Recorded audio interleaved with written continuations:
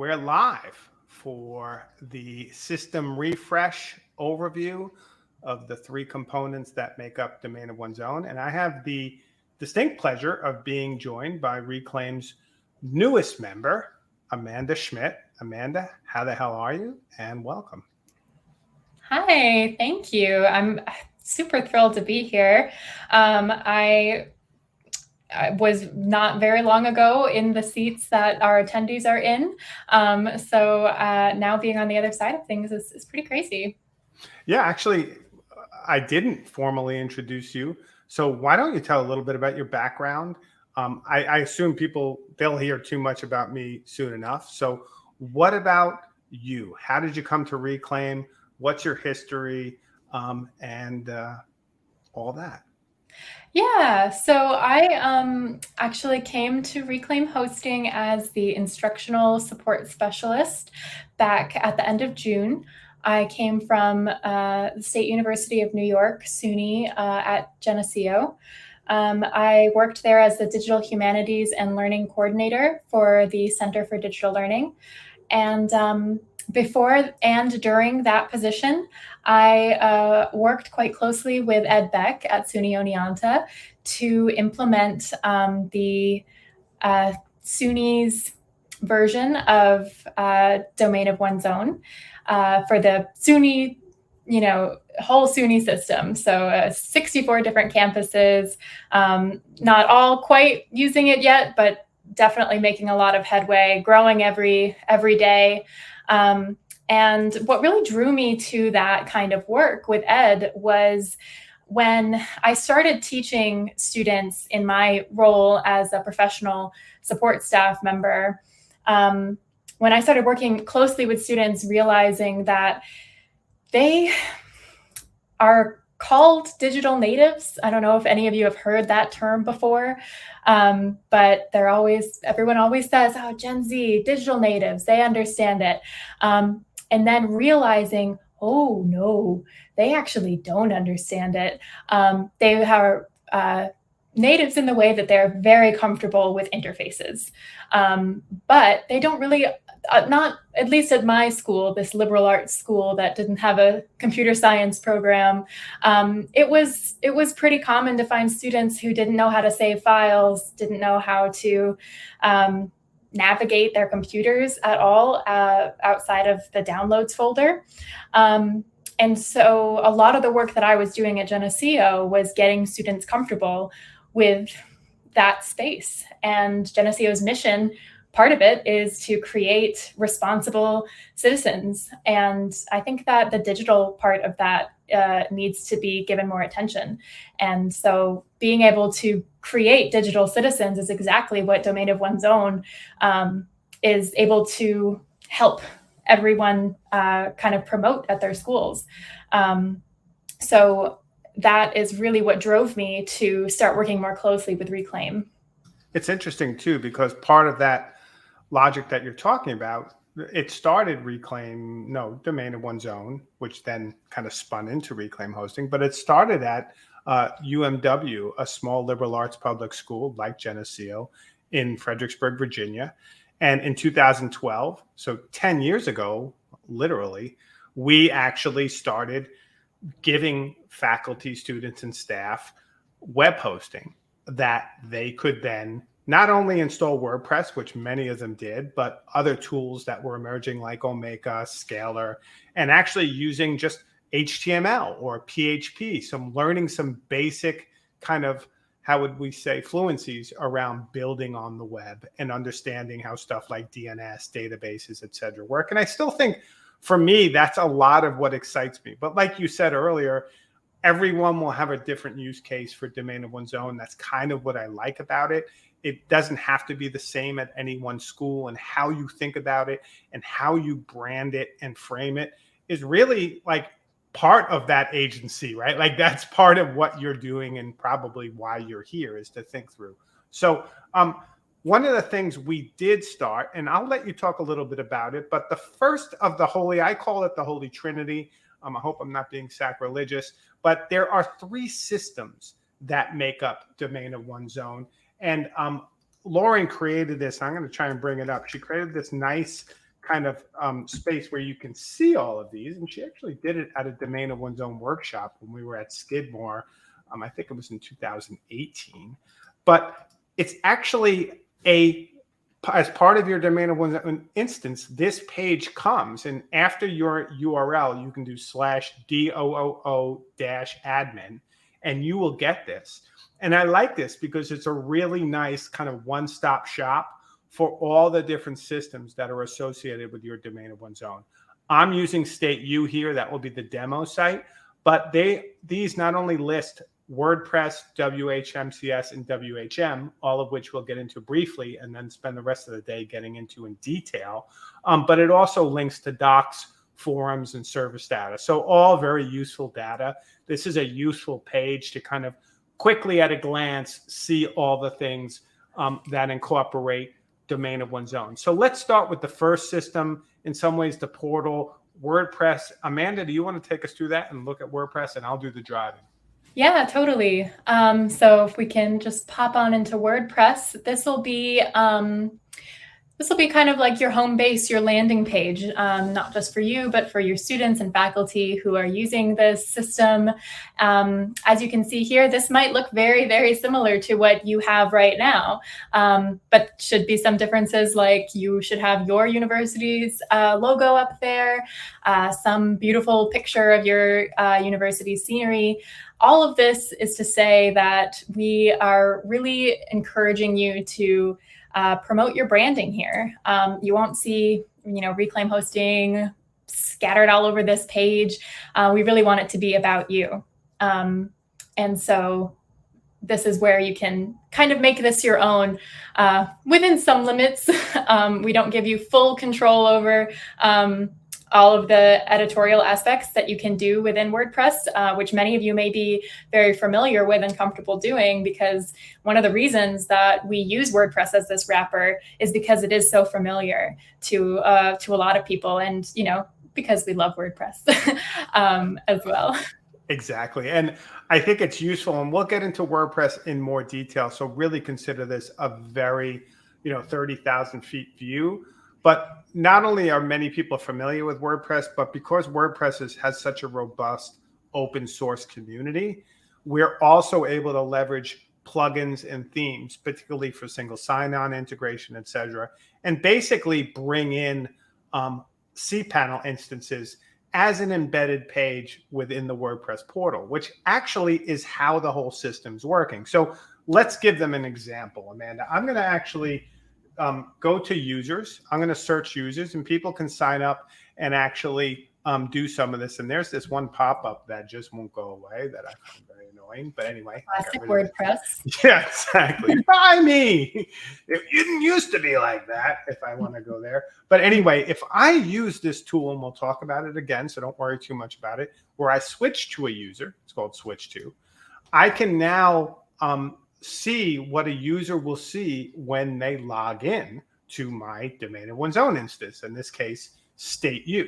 So I am actually here at this page within WordPress, and this is the moment at which, I pick a name and create a cPanel account. And why I stop here for a second is there's a 10-second window, right? And I'm going to do this process and then talk a little bit about what's happening in that 10 seconds.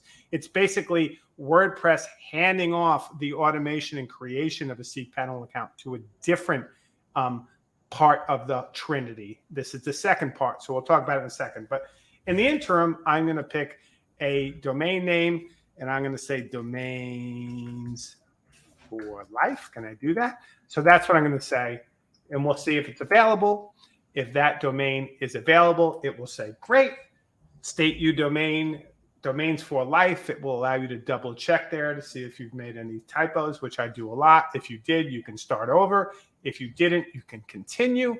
And in this 10 seconds, right, and it's going to also give you, and usually the email it gives you is the default email for the school, not personal information for the faculty or staff or student. And I'll complete the sign up, and it will have a 10-second countdown. And during this countdown, what's happening is WordPress, via an API call, is reaching out to a tool called WHMCS. WHMCS is a kind of middleware that sits on top of the cPanel server and by default automatically creates a cPanel account, right? So that process is where WordPress is pushing into a different system called WHMCS. There's a bit to know about WHMCS. It really only does work for that 10 seconds, but in that 10 seconds, it records a lot of data about who signed up in terms of who, what their domain is, what their password is, etc. But also it is something you can refer back to see what those active accounts are, etc. So again, we'll get into this in more detail, but WHMCS is literally that middleware between the two. And if I go back to my handy dandy tool, which I love so, this is one of the coolest things. And I love that it just came out of a brainstorm, this kind of, because I use this all the time when I'm trying to figure out between. So if we talked about WordPress, right? Amanda, you talked about WordPress, talked about WHMCS, the final piece of the puzzle, WHM. Good old WHM. I usually refer to WHM as the thing you paid for, right? When you're doing a domain of one's own, in fact, what you want is cPanel web hosting. I mean, we've said it before, I'll say it again. We're kind of not reinventing the wheel here. cPanel web hosting has been around for near on 20 years. I started using it first in 2003, and I think it's older than that. I'm pretty sure it is, but regardless, cPanel is essentially giving you a LAMP environment for hosting, which would allow you to run applications like WordPress, Omeka, etc. And that is all running on the final piece of the Trinity, WHM. It's often referred to as the cPanel server, and this is the box that we create that has all the different accounts that your community members are going to create. So let's take a quick look at that, because one of the things I can show you quickly is here is the cPanel account that I created, Domains for Life. If I go into WHM, which is this infrastructure, excuse me, and if I list on accounts, what will happen is I can find this Reclaim for Life account. Domains for Life. Oh, sorry. Thank you. I can find, if I could spell and remember, and I think Amanda underestimated how bad my memory is, but now she knows. So domainsforlife.stateu.org, that is right here. So that account I created now is within the cPanel server, and I can do certain things from cPanel here that allow me to modify this account. But one of the things Amanda and I were talking about as we got ready for this is one of the things to remember as admins is there is a link between three systems. There's WordPress, the portal where you log in through. There's WHMCS, which is creating a bridge. And then that bridge is leading you to the cPanel account, which is embedded within a WordPress page, which is what you see when you look at this. That's the cPanel account that's embedded within the WordPress. And you can see that it's embedded because you have the WordPress kind of admin bar at the top of that page. And if there's ever a problem with that connection, that's sometimes when we'll be talking to you through support ticket, because it can be linked, but there might be a kind of a break in the link between these three systems. We've made single sign-on pretty easy. We integrate with your university's SSO, and it's probably what makes Domain of One's Own unique is that we've allowed it to be easy to automate and create a cPanel instance. Again, cPanel is not new, but providing it at scale, automated, simply for folks to kind of allow folks to get the space and then support many versus having to do it manually for each person. That's really the kind of, I think, the quote unquote innovation of Domain of One's Own and how we make some of that agency, Amanda, that you talked about, possible at scale for admins like you. Absolutely. As an admin, it depends. Admins at different schools are going to be active in different places in these systems. For me, I wasn't really in WHM a lot, but I did find it pretty helpful for understanding our domain of one's own. It's kind of like the universe. Everything in there you do is universal. And everything that you see is universal. So you can see in there like what is available to all of your cPanel users. And so I know we'll be talking a little bit later today about, incorporating templates, enabling and disabling certain applications. All of that is technically happening from the server side. So it's something that is good to be aware of. And you'll definitely learn some more about it as we go on today. But it's also, as Jim said, what you're paying us for. It's kind of the monster truck behind the system. But I also like the point you made, talking about the fact is as an admin where you helped run this at SUNY Geneseo, like you didn't have to be in the WHM server on the regular, or you didn't have to grapple with WHMCS on the regular. Some admins take to it more and they have a more hands-on approach. We also can take care of a lot of this through WordPress. So I would say anywhere from 80 to 85% of what you would have to do as an admin could be managed through that WordPress interface. And we'll deal with that in the next session, where we'll dig deep into the portal and the various plugins, themes, and how you would manage that. But I think, think of this as a process of your comfort level, where you want to focus your attention and what you want to know about. But this domain of one's own 101 is really kind of focused on giving you a broad overview. This session being the broadest, right? What are the three systems? How do they link or interrelate? And really it's WordPress's portal, WHMCS as bridge that automates the creation of cPanel accounts. And then by default, cPanel is embedded within that WordPress page. So there's also not only a trinity, but like a virtuous cycle where one reaches out to the other and then it comes in. And it really is a process to make this easier for your community without any intervention to create these sites, right?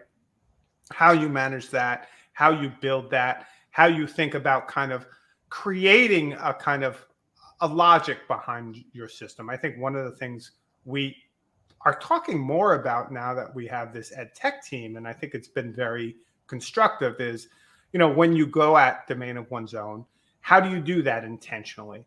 Like, what is going to be the logic behind your project and who does it serve? And I think thinking through those questions over the course of the next 2 days will be really useful. And we would love to hear about them, because the more kind of understandable and defined your project is, the more we can help you address and focus it that way. So please bring those questions. Please prepare for interaction and letting us know. And, obviously we'll be doing these videos, but we'll also be discoursing in Discord. So questions can be answered there on the fly. And we really do look forward to working with you over the next 2 days to think through what does it mean as an admin to run a domain of one's own project at your school. Anything I forgot, Amanda? No, I will just reiterate that this is about your project and your school, and we're here to learn from each other and get some inspiration. But I'm really looking forward to seeing all of the uniqueness that exists in this group and the unique needs that each person is going to have for their own projects. So it's going to be great. That's right. And as we say at Reclaim Hosting, yeah! Or is it for life? I forget what catchphrase we're going with right now. All right. See you in a bit.